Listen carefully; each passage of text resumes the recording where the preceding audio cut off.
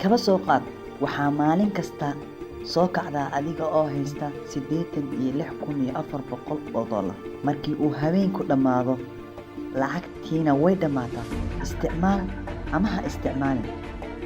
Maalinkii labaad waxaad heshay 86,400 oo dollar.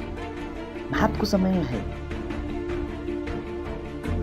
Maalin walba 86,400 oo ilbiriqsi ayaa la soo dhigaa akoonka noloshaada.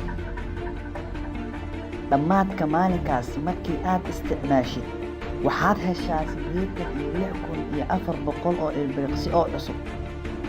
Haddii ay lacag ahaan lahayd ma aadan khasaariseen. Maxaad u khasaarinaysaa waqtiga? Ilbiriqsiyadaasi waxa ay ka awood badan yihiin doolarka. Maxaa yeelay doolarka waa la samayn karaa mar kale waana la shaqaysan karaa.